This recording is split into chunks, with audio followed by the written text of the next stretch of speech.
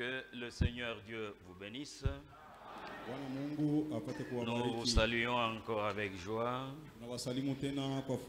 cet après-midi dans le précieux nom de notre Seigneur et Sauveur Jésus-Christ. Et je vous invite directement à vous lever. Nous sommes toujours dans l'épître de Paul aux Thessaloniciens. C'est au chapitre 5. Cette fois-ci, on lit d'abord seulement le premier verset. Et le reste, on va le lire au fur et à mesure qu'on avance pour gagner du temps. Pour ce qui est de temps et de moment, vous n'avez pas besoin, frères, qu'on vous en écrive.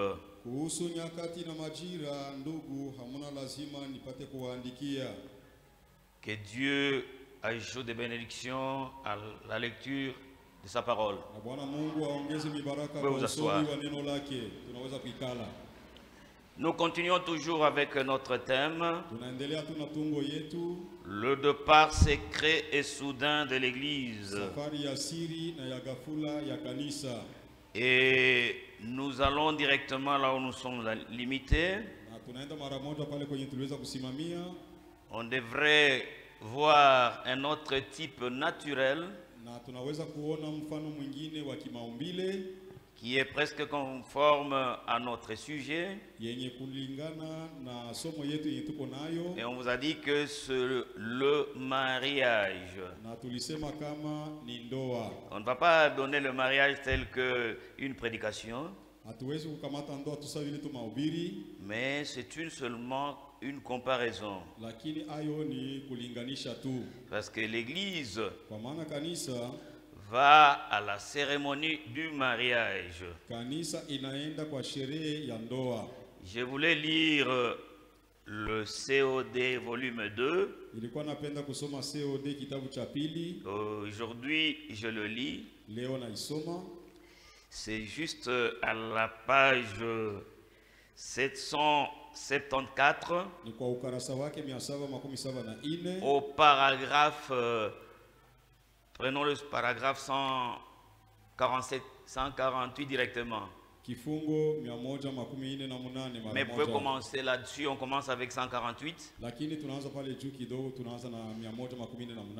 Maintenant, la chose qui doit arriver ensuite, c'est que l'épouse élue des nations doit être enlevée. Avec les autres membres de l'épouse élue des nations, ce qu'il y a eu tout au long des âges, être enlevé dans les cieux, dans la présence de Christ. Le mort ressuscite. Ceux qui sont vivants et ceux qui sont restés sont changés. Ils sont enlevés ensemble à la rencontre du Seigneur dans les airs. 149. Après la cérémonie du mariage dans la gloire, après qu'elle a été enlevée dans les cieux, Jésus retourne à la terre et s'est fait connaître à son peuple, comme dans le type de Joseph qui s'est fait connaître à ses frères, et sa femme. Même sa femme était dans le palais, ce qui montrait sous forme de type que l'épouse sera dans le palais, dans la gloire. Après la cérémonie du mariage, Amen. Est-ce que vous avez écouté? Et le Saint-Esprit le dit dans plusieurs ouvrages qu'on ne peut pas peut-être tout lire pour gagner du temps. Dieu a donné premièrement à l'homme le salut Mungu alipatia kwanza kwa mtu mwanaume akampatia wokovu. Et puis le mariage. Na kisha ndoa. Il n'a pas donné le mariage aux bêtes. Hakupana ndoa kumanyama. Il n'a pas donné le mariage aux poissons. Hakupatiana ndoa kumasamaki. Aucun jour on ira au mariage des vaches. Hata siku moja tutakasherehekeaka ndoa ya mangombe. Mais nous allons au mariage des hommes. Lakini tunaendaka kuma ndoa ya watu. Si on peut dire quelque chose dans Genèse 2:18, Dieu a dit qu'il n'est pas convenable que l'homme soit seul. Il faut lui donner une aide. Et c'est le premier mariage. Et dans Hébreux 13:4, il est dit que le mariage soit honoré de tous. Et dans 1 Corinthiens 7:1, Paul dit aux Corinthiens que pour éviter l'impudicité, que chacun ait sa femme. Et on vous a dit que le mariage, c'est entre deux hommes de sexe opposé. Un homme et une femme qui consentent de vivre ensemble comme étant mari et épouse. Ce n'est pas comme le pape l'a dit, de marier deux hommes de même sexe. Ça, c'est une abomination. Amen, Église. Et on a dit qu'aujourd'hui, c'est tellement rare.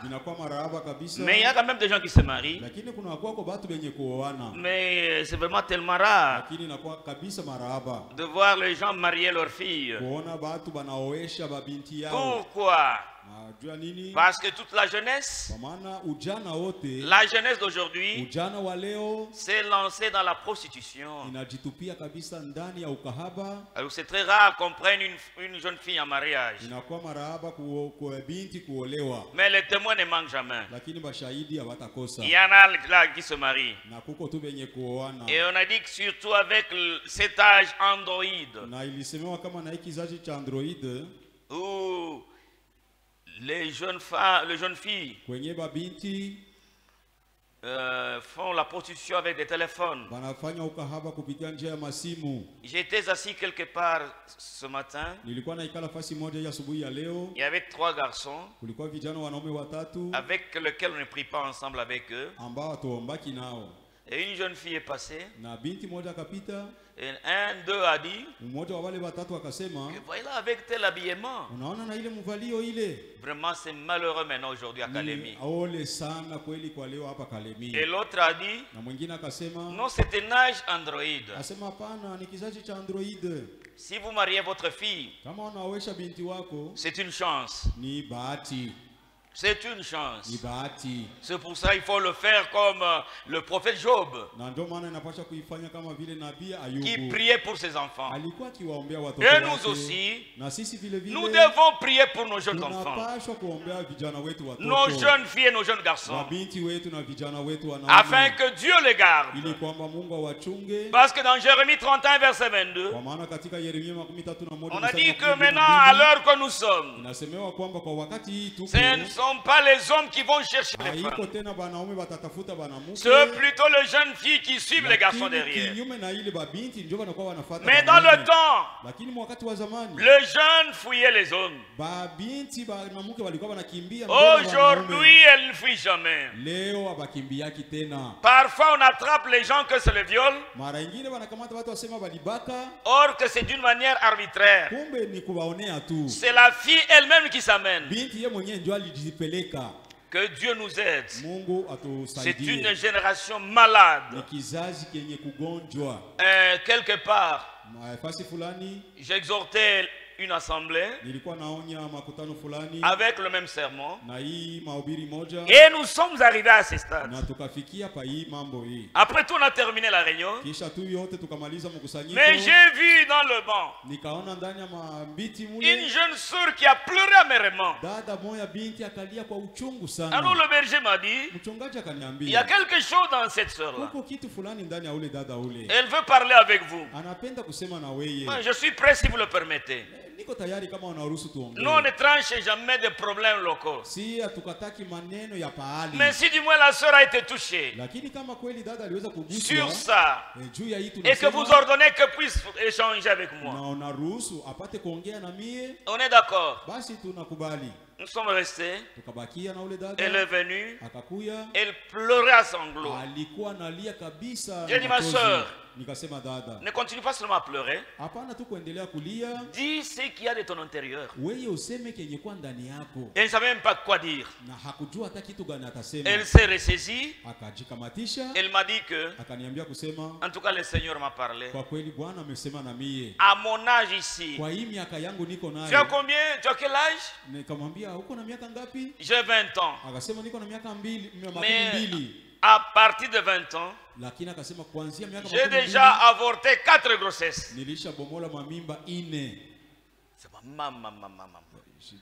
Ça c'est malheureux.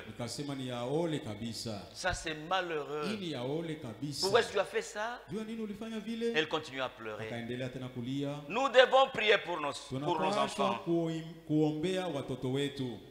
Amen, Église. Matthieu chapitre 1 verset 18.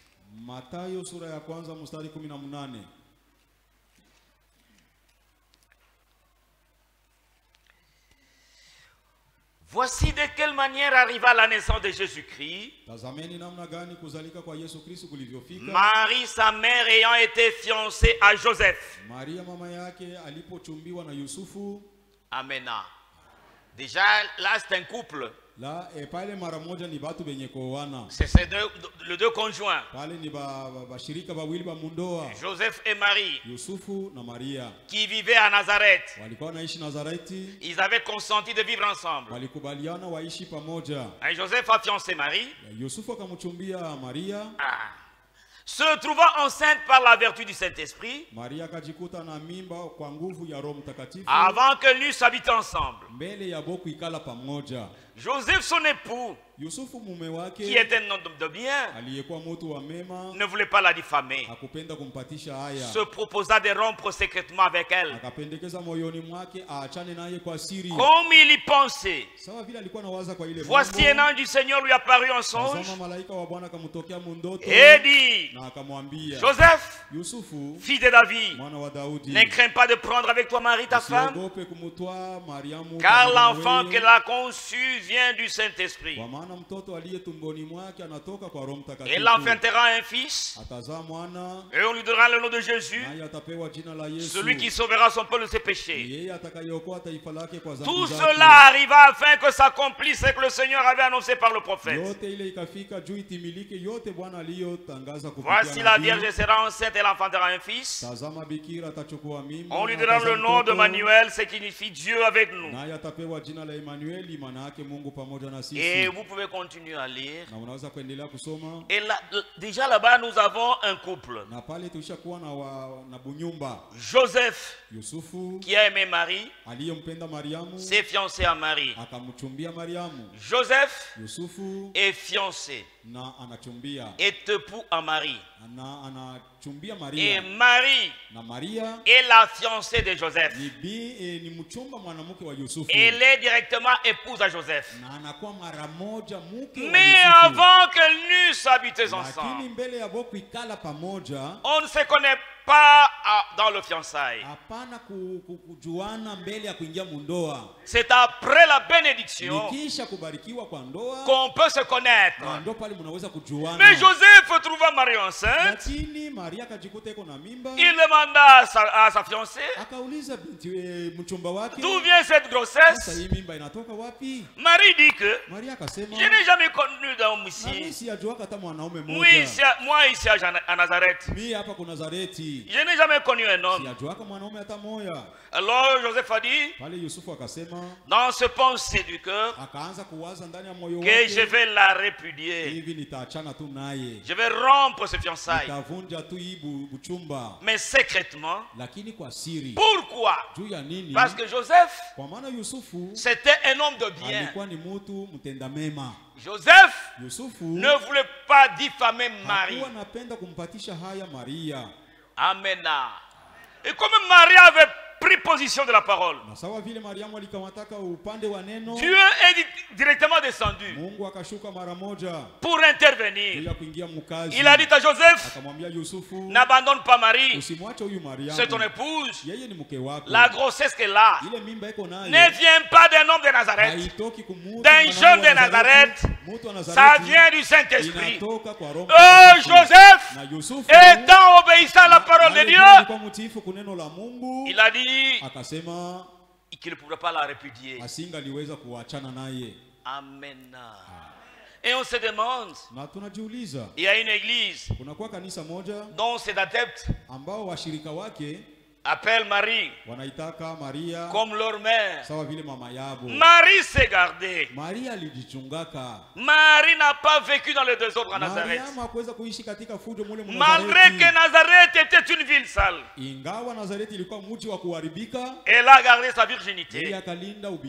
Mais si ces jeunes filles-là sont les filles à Marie, elles devraient aussi se respecter. Mais aujourd'hui, elles disent que Marie c'est leur mère. Mais c'est là dans l'adultère. Non. Parce que dans Ézéchiel 16:44, il est écrit que telle mère, telle fille.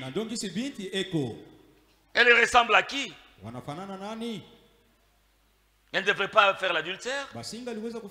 Elle devrait prendre l'exemple de leur mère. Quand une mère est loquace, même ses enfants seront loquaces. Quand la maman est menteuse, même ses enfants seront menteuses. Quand la mère est orgueilleuse, même ses filles seront orgueilleuses. Si la mère est égoïste, même les filles seront égoïstes. Amen, l'église. Alors, Joseph a gardé les secrets. Et nous aussi, le Saint-Esprit nous conseille d'être des hommes de bien, de garder les secrets de nos maisons. Amen. On n'est pas censé de parler de n'importe quoi. Nous devons garder le secret. La plupart des gens, ils ne regardent pas le secret de leur maison. Ils parlent de n'importe quoi, à n'importe qui. Le mari qui prend le problème de sa femme, il l'amène dans sa famille. Et la femme aussi prend le sien et l'amène dans sa famille. Alors c'est un désordre. Que Dieu nous aide.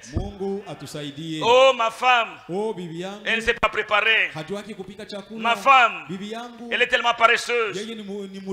Ma femme, elle ne garde pas l'argent. Et la femme aussi de son côté, elle dit que dans cette maison-là, dans notre foyer, c'est moi qui suis le mari. C'est moi l'homme qui fait tout. Mon mari, c'est zéro. Et quand le mari va à la belle famille, malgré qu'il est habillé en costume, on le voit zéro. Voilà les fainéants qui arrivent. Que Dieu nous aide. Nous devons garder le secret de nos maisons. Dieu n'aime pas la diffamation. Amen. Dieu n'aime pas la diffamation. Il ne faut jamais diffamer quelqu'un. Il ne faut jamais diffamer le frère. Il ne faut jamais diffamer la soeur. Même la fille. Même si quelqu'un urine sur le lit, il ne faut pas diffamer ça.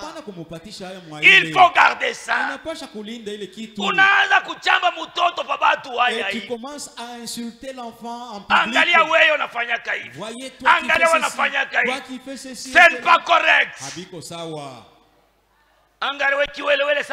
Voici toi imbécile comme ton père. Ce n'est pas correct. Ce n'est pas bien. Nous devons garder nos secrets. Quelquefois l'erreur du frère, quelquefois fois le faille du frère, nous ne sommes pas obligés de diffamer.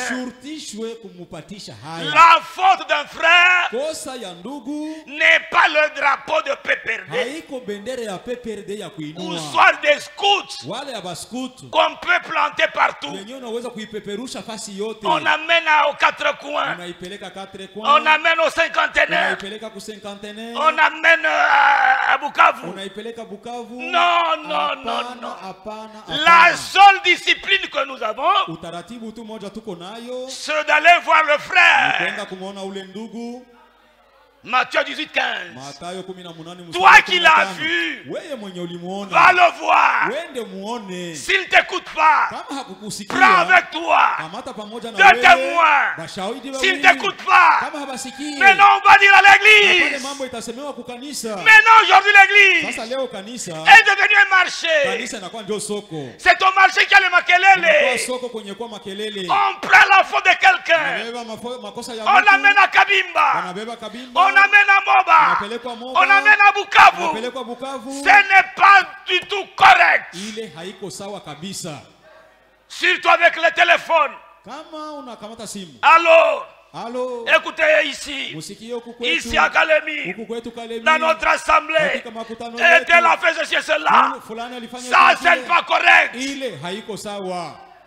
C'est pour cela que le frère Branham dit que c'est pour cela que nous avons des difficultés. Parce qu'on ne suit pas le principe biblique.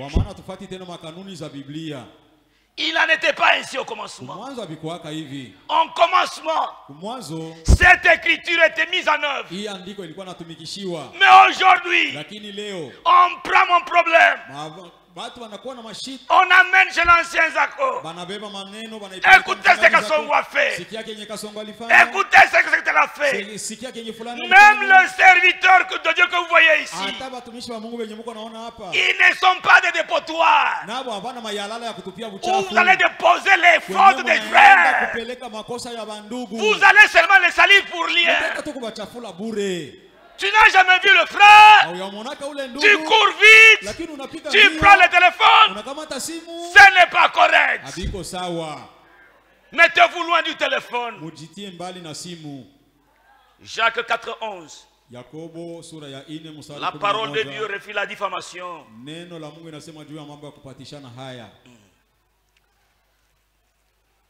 4:11.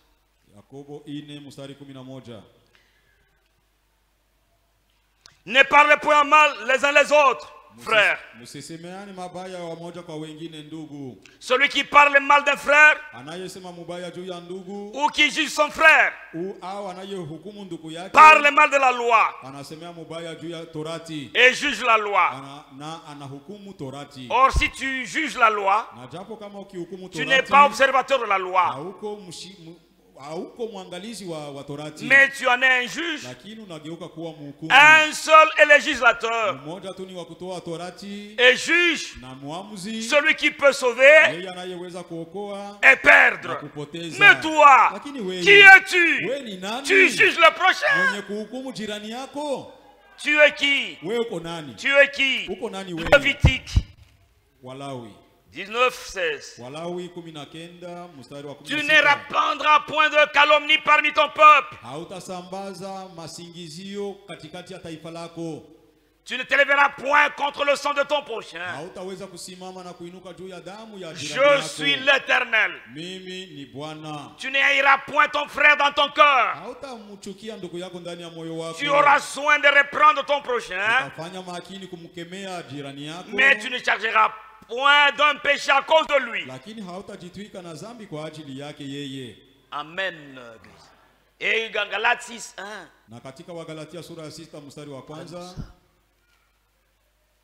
Il ne faut jamais diffamer quelqu'un.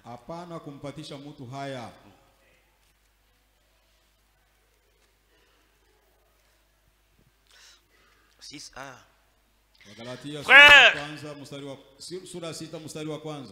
Frère, Si un homme vient à être surpris en quelque faute, vous qui êtes spirituel, redressez-le avec un esprit de douceur.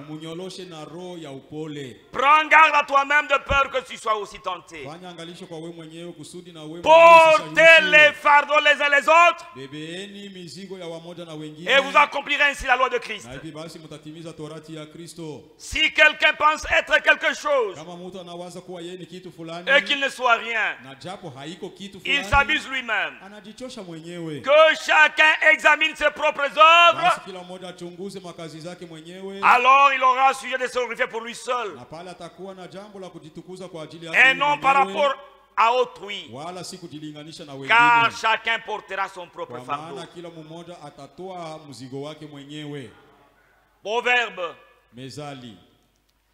Proverbe 17. Verset 9. Celui qui couvre une faute cherche l'amour. Et celui qui la rappelle dans ses discours divise les amis. C'est le manque d'amour, la diffamation. Amen. Et Proverbe 11, verset 13. Celui qui répand la calomnie dévoile les secrets, mais celui qui a l'esprit fidèle les garde. Amen. Même si quelqu'un a fait quelque chose de mal, notre devoir et de l'aider et de le voir. Lui est déjà tombé, il faut lui jeter une corde de secours afin qu'il monte et qu'il puisse atteindre les autres aigles. Il ne faut jamais l'enfoncer dans le trou. Et généralement on ne fait pas ça. On commence à parler, on commence à parler, on commence à parler à mal et on prépare la Sainte Seine avec la même bouche que vous maudissez votre frère. Vous venez boire à une même coupe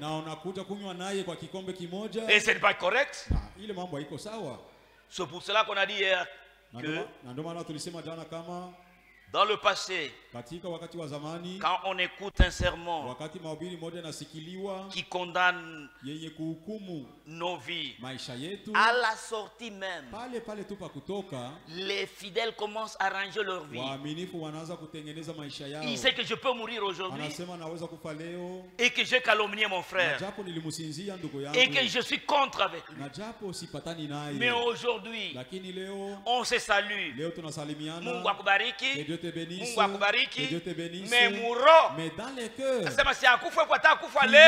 même aujourd'hui même, Mungu atusaidie. Que Dieu nous vienne en aide. Tuko wanafiki wa Nous kweli. sommes des véritables hypocrites. Pahali pa kumwambia ndugu yako kusema, au lieu de dire à ton frère que, lakini hata tunasalimiana hivi, même si nous nous saluons comme ceci, moyo wangu dans mon cœur, usikie bien mbele yako. Mon cœur ne se sent pas à l'aise devant toi. Uniombee Mungu. Prie en ma faveur. Lakini mais quand nous sortons, cheko ya hypocrite. Mais quand tu ris hypocritement.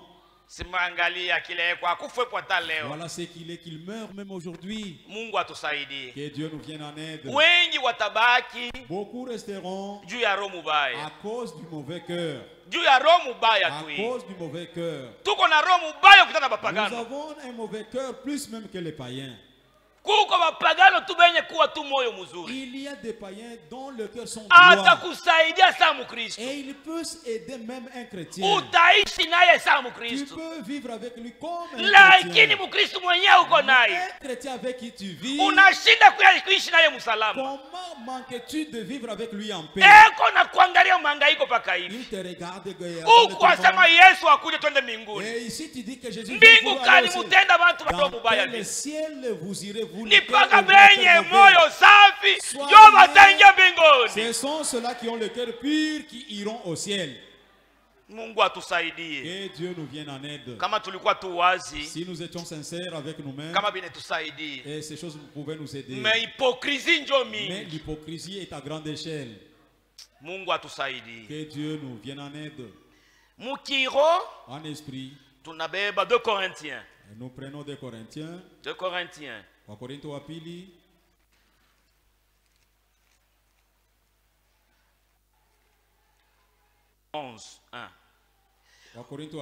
Oh, si vous pouvez supporter de ma part un feu de folie, vous me supportez. Car je suis jaloux de vous, d'une jalousie de Dieu, parce que je vous ai fiancé à un seul époux, pour vous présenter à Christ comme une vierge pure. Amen. Et voilà ce que Paul disait aux Corinthiens. Et nous, le Saint-Esprit le dit aussi à cette assemblée. Nous aussi, nous sommes le fiancé de Jésus-Christ. Amwitike muzuri, muko suspect. Mungu amisaidie. Omwe kama walisema muko bafiancé ba mtoto wa Barack Obama, président wa États-Unis. On aurait dit que vous êtes fiancé au fils de Barack Obama. Vous alliez même applaudir avec les cris de joie. Si ndio tunatoka mumwili mwa Joseph na Maria. Nous quittons le corps de Joseph et de Maria. Sasa hivi ni maneno ya ndoa. Comme c'est la question du mariage. Yo Paulo asema. Paul dit. Na sisi tuko benye kuchumbiwa na Yesu Kristo. Yesu Kristo ndio mchumba wetu. C'est lui notre époux, notre fiancé. Isaïe 54. Isaya makumi tano na ine. Isaïe 54. Isaya makumi tano na ine. Verset 5. Mstari wa 5. Car ton créateur est ton époux. Kwa maana muumbaji wako ni bwana harusi wako. Si unasikia vile wanaitika. Vous sentez comment les gens ponctuent? L'Éternel des armées est son nom. Et ton rédempteur, le Saint d'Israël. Il se nomme Dieu de toute la terre. Amen. Notre fiancé, celui qui nous a créés, c'est le Seigneur Jésus-Christ. Le Dieu de toute la terre. Nous sommes en fiançailles et nous attendons l'heure du mariage. C'est pour cela nous sommes ici. Nous attendons le mariage. Nous allons bientôt aller au mariage. Nous sommes dans le fiançailles. Et quand une jeune fille est fiancée, elle se respecte. Elle se comporte normalement. Elle n'aime pas de blagues avec les autres garçons. Elle n'aime pas se déambuler dans la rue comme ça. Parce qu'elle est déjà fiancée. Même ses parents lui disent que attention, toi tu es fiancé. Tu risques de perdre les fiançailles. Garde bien le foyer, ma fille. Et c'est pourquoi nous aussi, notre Père le Saint-Esprit, il nous conseille que nous gardions nos fiançailles. Car le mariage peut être de nos mauvaises œuvres. Amen. Tout Dieu est chimie. Respectons-nous nous-mêmes. Apocalypse 21. Ufunuo makumi mbili na moja. Tu ne verras pas une fille fiancée qui demande 1000 francs de 1000 francs aux vieux motards au bord de la route. Non. Et elle dira que mon fiancé va me voir. Et je vais manquer le mariage. Apocalypse 21. Ufunuo makumi mbili na moja. Verset 9. Mstari wa kenda. Puis un de ces anges qui tenait les 7 coupes remplies de 7 derniers fléaux vint et m'adressa la parole en disant: Kisha mmoja wa wale malaika saba waliotoa vikombe vyenye kujaa na ile mapigo saba ya mwisho. Viens, je te montrerai. Akaniambia nitakwambia. Viens, je te montrerai l'épouse, la femme de l'agneau. Kuja nitakwambia uone bibi harusi mke wa mwana kondoo. Amen. Est-ce que mko nasikia? Est-ce que vous m'entendez? Hapa balisha tutia kama mnasemaka na huku kwetu kifunga mlango sijui. Ici on a déjà prédoté. Amen. Joseph, c'est le type de Jésus-Christ. Il est aussi le fiancé. Il est aussi notre époux. Et Marie est le type de l'église. Et l'église est la fiancée et l'époux de Jésus-Christ. Amen. Jésus-Christ a aimé. Il a aimé la princesse. Il a aimé la fille du roi. Il est allé demander la main à la fille du roi pour la marier. Et le père a accepté. Il a dit que je suis d'accord. Et le père a regardé. Il a vu. C'est un boss. C'est un grand patron qui est venu demander la main de sa fille. Il a dit, qu'est-ce que je vais demander à ce patron ici? Parce que les cieux est à lui. La terre est à lui. Et tout ce qui est dans la terre est à lui. L'or, l'argent, le diamant, tous les hommes, les poissons, tout est à lui. Alors le père a dit, qu'est-ce que je peux demander comme dot? Il a dit, bon, tu vas me donner seulement, tu vas me payer ton sang en mourant à la croix. Et Jésus-Christ, aimant la fille, il a dit d'accord, je vais payer cette dot. Jésus-Christ a payé une grande dot, plus qu'un homme de la terre, pour moi, pour toi et pour nous tous. Il a accepté de mourir nu à la croix. Il dit que je vais payer cette femme. Et il a payé. Et quand il a payé, il a crié, tout est accompli.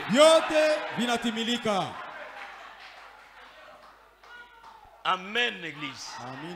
Amen, église. Le père n'a pas demandé de vaches. Le père n'a pas demandé de dollars. 1 Corinthiens. 1 Corinthiens.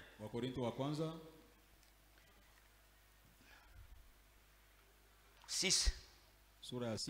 Verset 20. Car vous avez été rachetés à un grand prix. Sio mangombe, sio dolale, alimwaga damu yake kwa ajili yako, kwa ajili ya mimi, ili ipate kuwa mke wake. Ni bei kali. Hata unaoa mtoto wa roi Baudouin, même si tu te maries à la fille du roi Baudouin, hawezi kulipa hii bei kali. Tu ne peux pas payer ce grand prix. Glorifiez donc Dieu dans votre corps et dans votre esprit qui appartiennent à Dieu. 1 Pierre 1, verset 17. Si vous invoquez comme Père celui qui juge selon l'œuvre de chacun,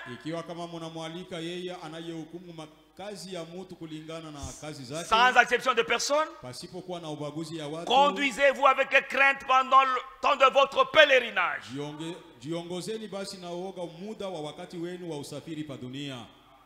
Ni sisi wanaambia tuichike, asema tutajiongoza katika uoga.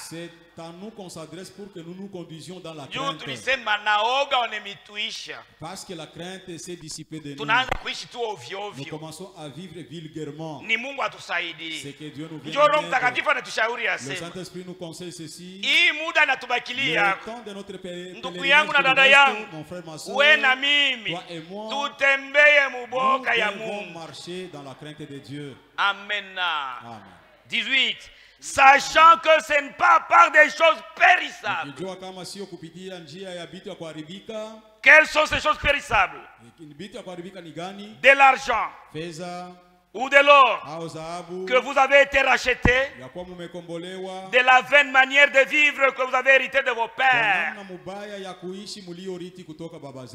mais par les sangs précieux de Christ, comme un agneau sans défaut et sans tache. Si on quoi fait ça? Sio kwa zabu ni kwa damu ya damani ya Bwana Yesu Kristo aliyekondolo wa show kilema wanakosa prédestiné avant la fondation du monde et manifesté à la fin de temps à cause de vous. Amen. Et qui peut accepter qu'un papa vient chez toi, fiancé ta fille est nue, wala we peke, bakwambia sema ondo sharibaya, ondoa chemise na sengle, utembee avenue principale yote ya Kalemi, na kama uko tu mutu normal, autetika utakatala na kulia. Mais Jésus, Dieu akutukomboe na mimi, alitika kubakia hivi. Il a accepté de rester nu. Amen. Amen. Mungu atusaidie. Et Dieu nous vienne en aide. Asikubakie deni na shetani. Il n'a pas été redevable au diable. Ndio kwa maana. Et c'est pourquoi hatuko tena batumwa ba maisha ya dhambi. Nous ne sommes plus redevables quant à la vie du péché. Hatuna batumwa ba kabwa. Nous ne sommes plus redevables au commérage. Nous ne sommes plus redevables au mensonge. Tulishakombolewa. Nous sommes déjà rachetés. Kuile maisha yote. De toute cette vie là. Hata magonjwa yenyewe haiko na uwezo yulu ye. Il n'a plus de pouvoir sur nous. Amen. Amen. Ndio kwa maana c'est pourquoi yeye alimaliza deni, il a fini la dette, na sisi et nous en tant que watoto wa Mungu, en tant qu'enfants de Dieu, tusiwe na deni kubakwe. Ne soyons plus redevables à nos belles familles. Ceux qui se sont déjà mariés, ne soyez pas redevables à votre belle famille. On t'a supporté pendant beaucoup d'années. Tu ne fais que des promesses sur promesses. Va t'acquitter de la dette de tes beaux-parents. Tu es voleur. Où est-ce qu'on va encore la marier? Tu l'as vieilli et tu l'as déjà fait naître au monde. Où est-ce qu'on va encore la marier? C'est à toi d'aller terminer ta dette. Ils sont ici ceux qui sont redevables. Et toi aussi, ma soeur, tu acceptes de rester dans un foyer à crédit. Maintenant, vous commencez aussi à faire marier vos enfants à crédit. Est-ce que vous êtes vraiment normaux? Romains 13. Waroma 13.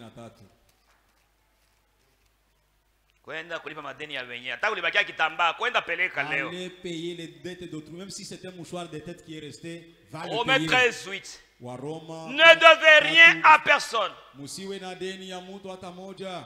n'est de vous aimer les uns les autres,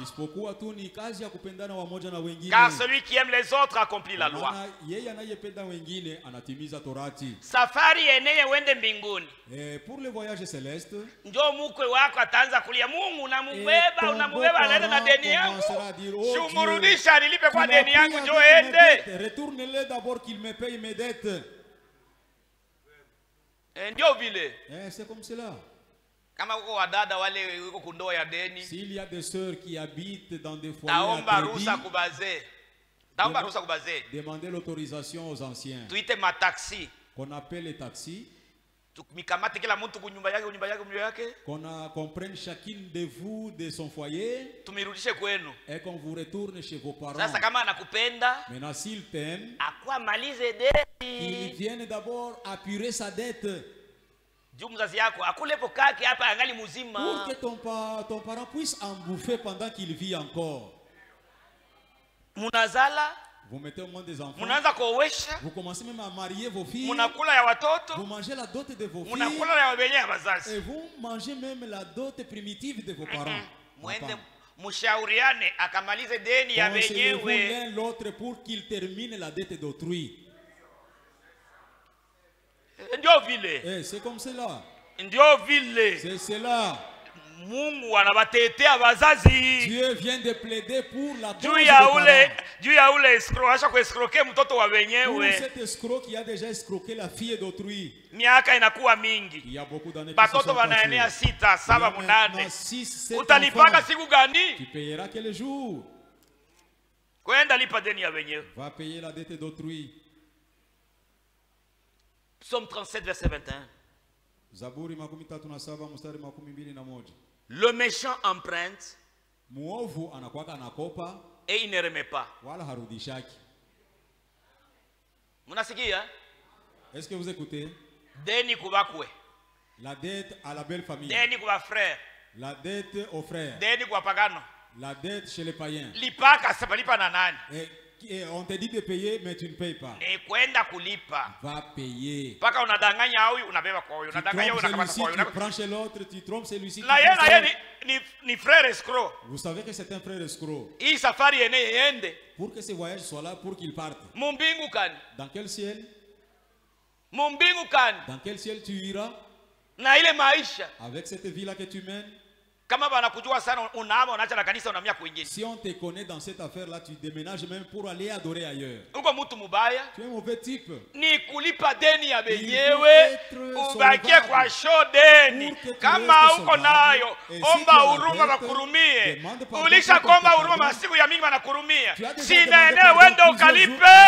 Va payer. Va payer. Proverbe 22, 26. Il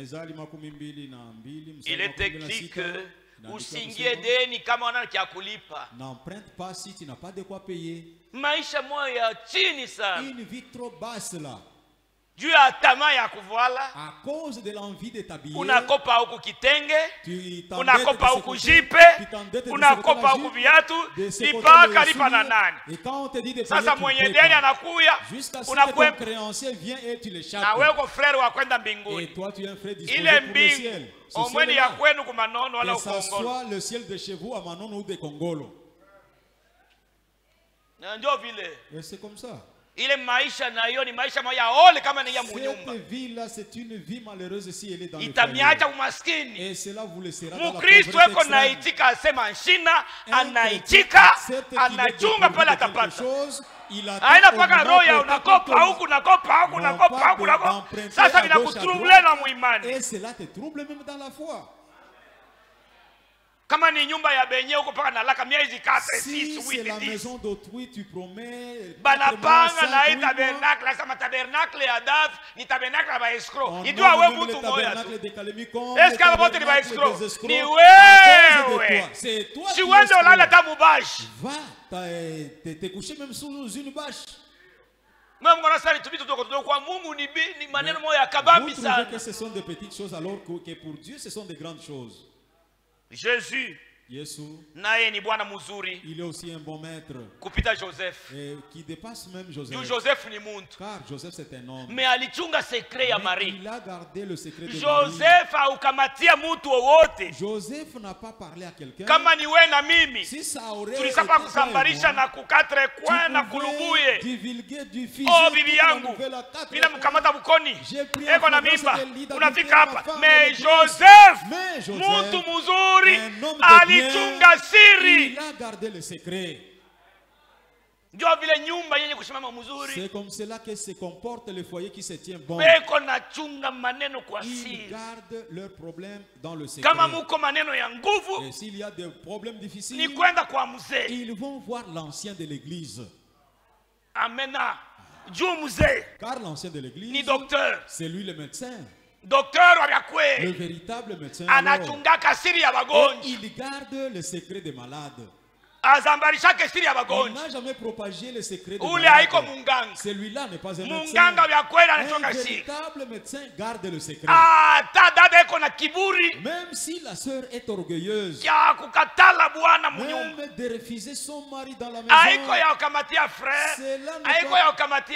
cela n'est pas pour il faut aller chez l'ancien pour vous diriger.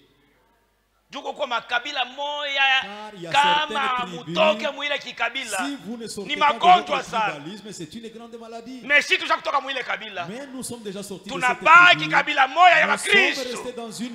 Na Mkristo mwenye kwa na upendo ndani mwake eko na chunga siri. Il garde le secret. Hata hivi anasema ya madeni. Même ce que je dis, wenjo utoke pale uanze.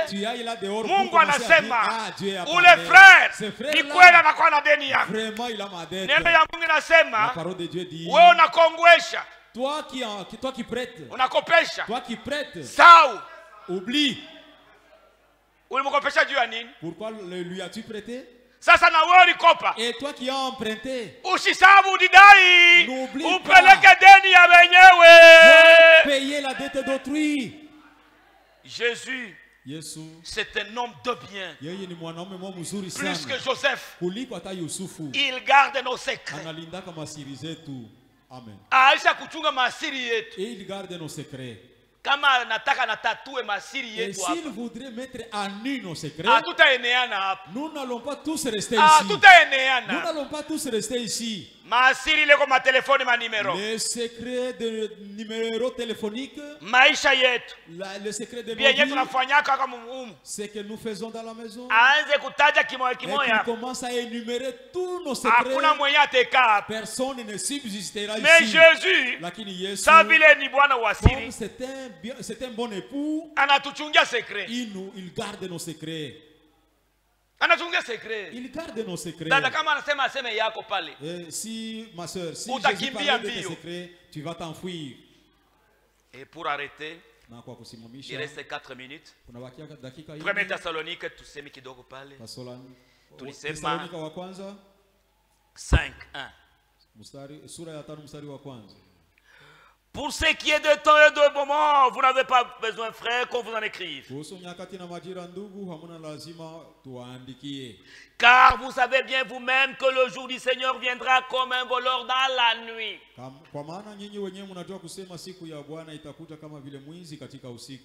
Combien ici, levez le doigt, qui savent que le jour du Seigneur viendra comme un voleur? Mwe bote, vous tous, nini yote, vous tous, Mungu ambariki sana. Que Dieu vous bénisse. Kumbe Mungu wenye ukalamushiwa. Alors vous êtes bien avertis. Na unajua namna mwizi anakuyaka. Vous savez comment le voleur vient. Mwizi alakaki. Le voleur ne promet jamais. Hii ni juu ya kutukalamusha. Ça c'est pour nous avertir. Tubakie tayari. Que nous restions aux aguets. Amen. B. Quand les hommes diront paix et sûreté, alors une ruine soudaine les surprendra. Il est salama. Cette paix-là sera pour un homme du monde. Nous n'en avons pas besoin. Nous nous attendons la paix éternelle que le Seigneur Jésus-Christ amènera. Il est salama.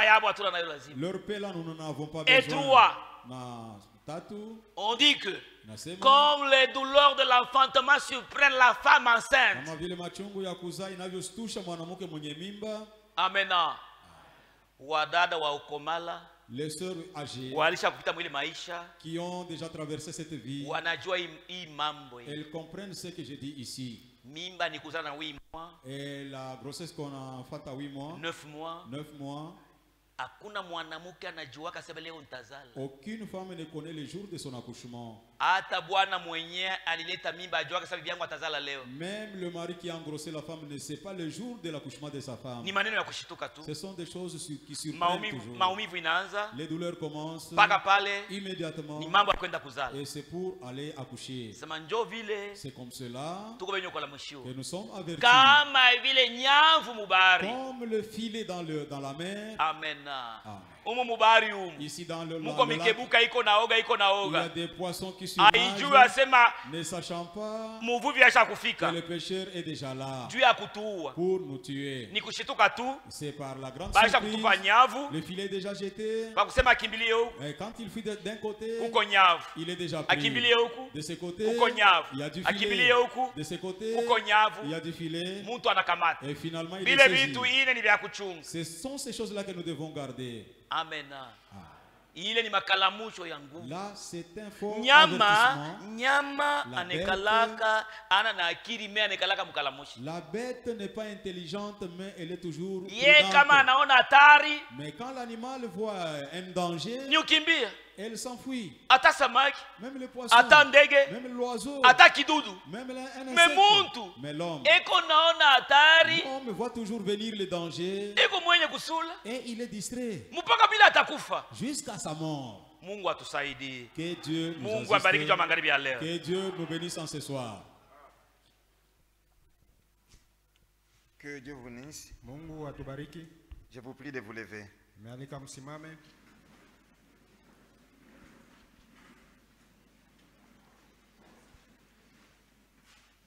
Levez-vous s'il vous plaît. Tusimame tafadhali. Nous voulons prier, mes frères et sœurs. Tunapenda kuomba ndugu na dada. Mes frères et sœurs. Ndugu na dada. Parce que nous venons d'écouter ce que Dieu vient de nous parler. Kwa sababu tunatoka kusikia kenye Mungu anasema nasi. Dans tout ce qui venait d'être dit, yote natoka kuambiliwa, nul d'entre nous ne dira qu'il n'a pas reçu sa part. Hakuna mtu mwatasema kupokea sehemu yake. Le Saint-Esprit a balayé toute l'assemblée. Roho Mtakatifu anafagia kanisa nzima. Il est allé même dans les profondeurs de nos cœurs. Anaenda hata mkilindi kia moyo wetu. Qui a échappé à cette prédication? Nani mwenye anaepuka kwa hii mahubiri? Et comme nous sommes tous concernés, sisi wote ni mahubiri yetu. Allons tous à la croix. Basi twende wote kumsalaba. Au pied de la croix. Kule kumsalaba. Pour bénéficier encore du secours de Dieu. Jutena tupate msaada wa Mungu. Afin de savoir comment bien marcher avec sa parole. Ili tujue kisi gani ya kutembea mzuri na neno lake. Il nous a été dit de la calomnie. Bali tuambia hapa juu ya kupatishana haya. Kusingizishana, kuteta. Frère Frank dit, ndugu Frank anasema, si tu ne sais pas pardonner ton frère ou ta sœur, kama hujui kusamehe ndugu na dada yako, tu annules aussi la grâce d'être pardonné. Wewe na wewe hauna na ile rehema ya kusamehewa. Donc Dieu ne peut pas te pardonner. Mungu na hawezi kusamehe. C'est pourquoi mon frère, ndio maana ndugu, ma sœur, dada, par cette interpellation, kwa hiyo ukumbusho, que chacun demande le secours de Dieu. Kila mmoja wetu aombe msaada wa Mungu. Jésus vient bientôt. Yesu anakuja upesi. Il est à la porte. Yeko kumulango. Ne soyons pas surpris par son avènement. Tusistuke na kuja kwake. Mais c'est le moment pour nous de mettre toutes choses en ordre. Lakini ni wakati wetu asikutia kila kitu msawa. Afin d'être participants à ce grand événement d'enlèvement. Nasi tushiriki kwa ule unyanuo wa kuja kwa Yesu.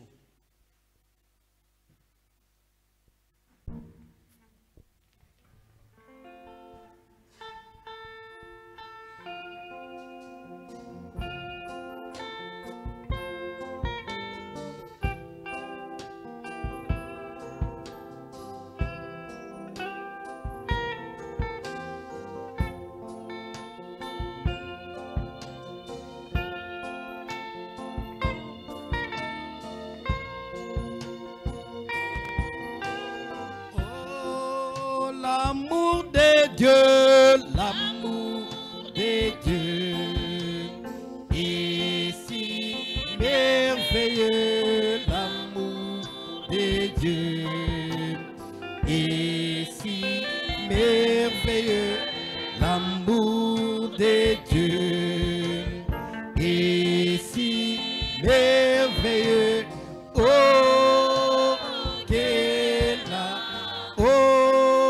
comment il est si haut qu'on ne peut la compter, il est si bas qu'on ne peut le renverser, il est si large qu'on ne peut le contourner. Oh, quel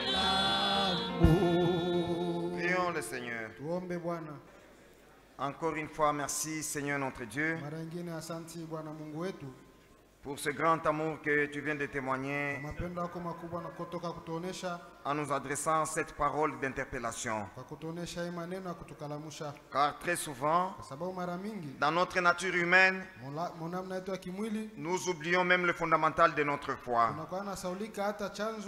Mais quand toi tu ouvres la bouche pour nous parler, tu nous éveilles à ne pas nous laisser entraîner par le courant de ce monde, à ne point nous laisser emporter par nos convoitises, mais par contre, Seigneur, d'avoir une attention soutenue à ce que tu as promis dans ta parole. Nous nous recommandons à toi, Seigneur, parce que le seul capable à nous faire vivre de cette parole, c'est toi. Bénis-la au-dedans de nous et fais de nous, Seigneur, des praticiens de ta parole, afin que le monde voie que tu as tes filles et tes fils qui te craignent même en ce moment difficile. Bénis notre chemin de retour, bénis notre lendemain, pour que nous soyons encore arrivés en ces lieux pour t'écouter, t'adorer, te soumettre nos requêtes et élever nos voix en guise de faire connaître combien tu es merveilleux parmi nous. Nous te disons merci pour tout et grâce à tout, au nom de Jésus-Christ. Amen.